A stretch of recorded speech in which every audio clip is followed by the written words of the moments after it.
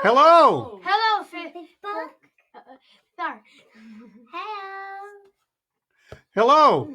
Welcome to Larry's Library. So tonight we'll be continuing our reading of fairy tales.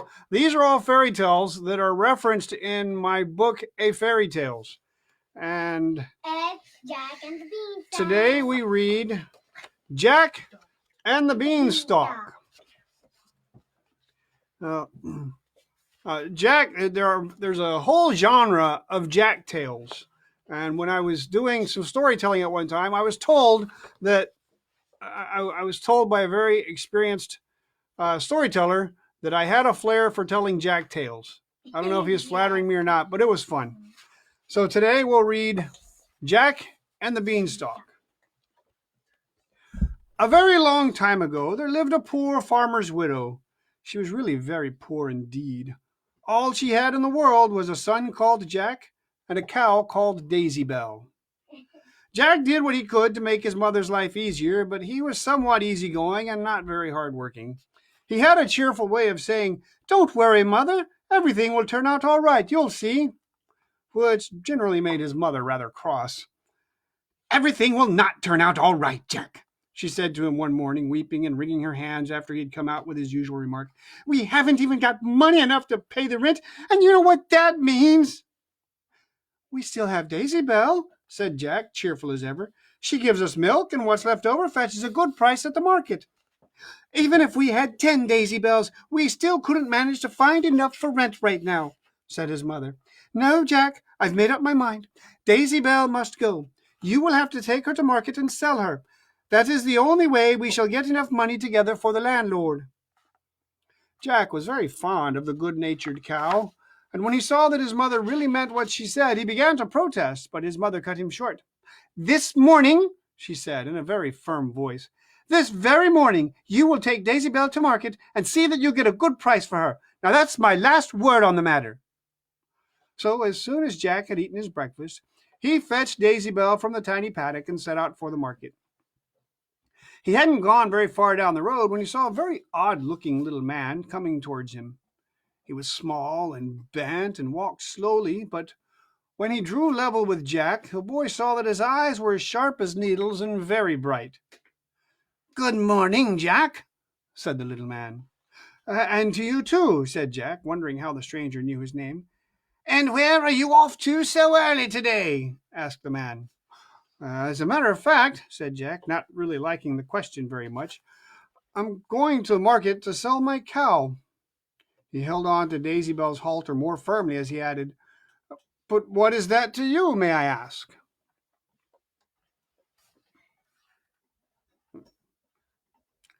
"Everything," replied the stranger, and his eyes danced and twinkled. "For you see, I have a mind to buy your cow and so save you the journey to market." "How much will you offer?" asked Jack suspiciously. "You don't look like a farmer in need of a fine cow like Daisy Bell here." "I'll give you—" Here the little man paused. "Well?" Jack demanded impatiently. "I will give you 5 beans," went on the little man, and he drew out of his pocket 5 very strange-looking beans. Jack could scarcely believe his ears. First he laughed, and then he grew angry. He shook his head, and finally he shouted, "Goodness me! You must take me for a fool! My Daisy Bell for these queer-looking beans? Never!" "Ah," said the little man, not in the least upset at Jack's outburst. "You don't understand, although I wouldn't say you were a stupid fellow. These are no ordinary beans, Jack. They're magic. Would you turn down the offer of 5 magic beans when they are worth 100 times the value of your cow? Take my word for it." "I don't believe you," exclaimed Jack, but his voice was quieter and less confident as he stared at the beans. "Magic, you say?" "Magic they are," repeated the little man. "And if you take them and plant them in your garden tonight, you'll find that in the morning you will have grown right up to the sky." "And supposing I did strike such a bargain," Jack said, "and supposing they didn't grow up to the sky, would you give me back the cow?" "Certainly," said the stranger at once. "I give you my word." Jack hesitated for a while, but the idea of becoming an owner of 5 magic beans took a hold of his imagination. And magic beans must surely be more worthwhile than money. Bless you. Thank you. Suddenly he laughed loudly. "I'll take them," he cried. "Give me your magic beans, little man. And here, you take Daisy Bell. Bless you again." Thank you. He handed over the cow's halter to the little man, who made off down the road, leading Daisy Bell without a backward glance. It was late afternoon before Jack could finally bring himself to go back home, for he was more than a little anxious at what his mother would have to say. She would be furious, he supposed. Finally, telling himself not to worry and whistling a merry tune, he opened the cottage door and went inside. "You're back earlier than I expected," said his mother. "But never mind. Tell me how much money you got for Daisy Bell. Is it enough for the rent? Well, speak up, Jack." "I didn't sell the cow for money," Jack began. I I sort of exchanged her. "But what a bargain I made! Look, mother!" And he threw the 5 magic beans on the table. "They're magic! Real magic!" And he got no further, for his mother had seized the mop head and was trying in vain to hit him with it. Then she sank down onto a chair and covered her face with her hands, crying as if her heart would break. This lasted only a moment, however. She was on her feet again in a trice, pounding Jack with her hands and screaming, "Idiot! Fool! Donkey! Do you know what you've done? Now we shall have to leave our home. Oh, Jack! And as for your magic beans, this is what I think of them." She scooped them up off the table and threw them out of the window. "Mother, please don't worry," Jack began, trying to sound cheerful. But his mother was too angry to listen to anything he had to say. She pushed him out of the kitchen, shouting, "Off to bed with you this instant! You can whistle for your supper, for there'll be none provided by me. Off with you!" Tired and hungry, Jack went to bed, but not to sleep. He still believed his beans were magic, and he was miserable at the loss of them. "Plant them," the little man had said. But his mother had given him no chance. She had thrown them out of the window, and now they would be lying among the weeds with all their magic going out of them. But Jack was wrong, for as he lay in his bed thinking about them, the magic beans were taking root, and they were growing and growing. By the time Jack got up and dressed, they were on their way to the sky. "That's why my room is so dark," Jack exclaimed as he stared at the great tall beanstalk in astonishment. "My beans have taken root, and now they're growing up to the sky. They were magic!" The beanstalk had grown up so close to Jack's window that it was the easiest thing in the world for him to jump onto the ladder-like stalks and begin climbing upwards. And this is just what he did. On and upwards he climbed, up and up, until at last he reached the sky. There, stretching before him, was a long, straight road, which just seemed to cry out to Jack to walk along it. And Jack did, his heart pounding with excitement and curiosity. The road was certainly long, but he felt no tiredness, only a dreadful hunger, having missed both his supper and his breakfast. So he walked on, not knowing how far he had been or how much further he would go, until at last he came to a huge, tall, gray, castle-like house. The woman on the doorstep was more than twice his own size, but still Jack walked up to her. "Good morning, ma'am," he said politely. "Could you let me have something to eat, please? I'm faint with hunger." "You don't want to come in here asking for food," said the woman, although not unkindly. "My husband is a fierce giant, and I've known him make a meal out of a lad like you." "If he's not at home," said Jack, "I could just nip into your kitchen, ma'am, for a bite, and then nip out again. I wouldn't be more than a moment, but truly I'm starving hungry." The big woman scratched her head in a doubtful way. She liked little Jack's manner, and she was lonely, but she knew what her husband's appetite could be like. "Very well," she said, "but you had better be quick about it." Jack followed her into an immense kitchen, and soon he had just sat down to thick slices of bread and cheese and a bowl of milk. But just as he was beginning on his second slice, the whole house began to tremble. Thump, thump, thump. The noise of the heavy footsteps was like thunder. Jack jumped from his chair, and the woman gasped, "Mercy upon us! It's my husband! What shall I do now?" Quick, hide inside the oven.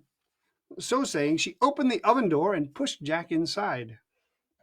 No sooner was the mighty giant in the kitchen than he shouted loudly and rudely for food. Straightway his wife hurried off to get the calf which she had roasted for him the previous night. But before she could put it down in front of him, he began sniffing the air. Then he roared, "Fee, fi, fo, fum! I smell the blood of an Englishman. Be he alive or be he dead, I'll grind his bones to make my bread." "Nonsense, my love," said his wife soothingly. "You must be mistaken. You can see for yourself there is no stranger here." The giant lowered his great body into his own special chair, which was large enough to hold 10 grown men, and began to eat greedily.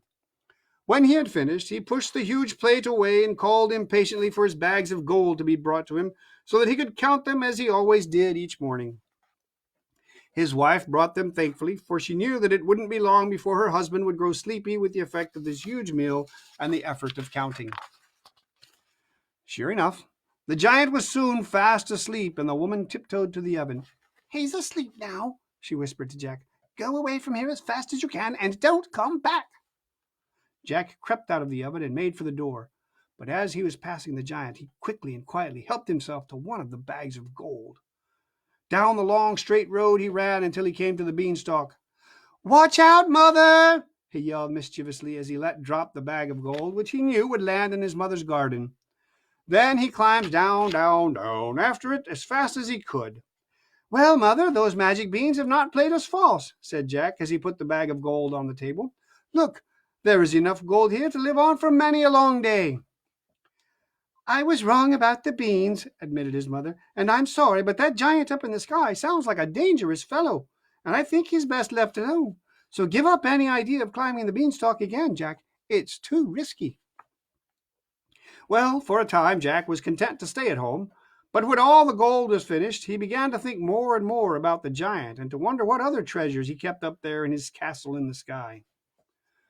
Early one fine summer morning, Jack rose early, went silently downstairs and out into the garden.